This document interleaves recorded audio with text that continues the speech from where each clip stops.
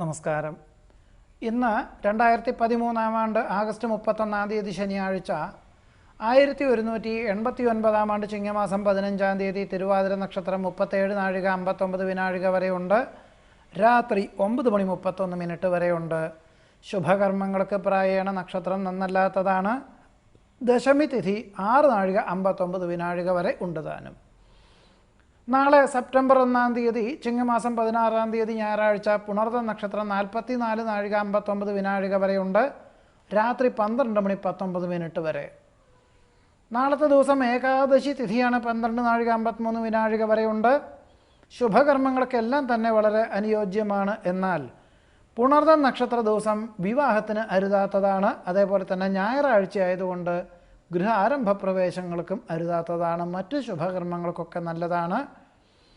നാളത്തെ ദിവസം പകൽ 6 മണി 19 മുതൽ 7 മണി 21 വരെയുള്ള ചിങ്ങം രാശി സമയത്ത് കുട്ടികൾക്ക് വയമ്പ് ഫലങ്ങൾ എന്നിവ കൊടുക്കുന്നതിനും നാമകരണത്തിനും ചോറൂണിനും വളരെ അനുയോജ്യമാണ്. വ്യവസായത്തിനോട് ബന്ധപ്പെട്ടതായിട്ടുള്ള പ്രവൃത്തികൾക്കും ചികിത്സയ്ക്കും വൃക്ഷങ്ങൾ വയ്ക്കുന്നതിനും വാഹനത്തിൽ കയറുന്നതിനും അഭികാമ്യമാണ്.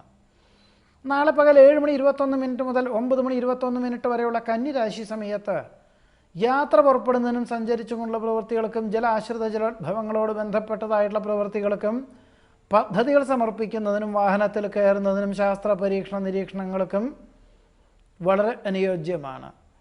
പകൽ 11 മണി 26 മുതൽ 1 മണി 38 വരെയുള്ള വൃശ്ചികം രാശി സമയത്ത് വസ്തുവാഹന ക്രയവിക്രയങ്ങൾക്കും പദ്ധതികൾ സമർപ്പിക്കുന്നതിനും ശാസ്ത്ര പരീക്ഷണ നിരീക്ഷണങ്ങൾക്കും വളരെ അനുയോജ്യമാണ്.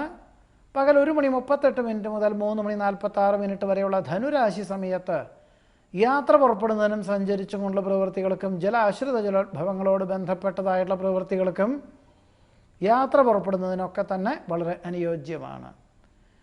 ഇന്നത്തെ ദിവസം തിരുവാതിര നക്ഷത്രം ശുഭകർമ്മങ്ങൾക്ക് അനുയോജ്യമല്ല.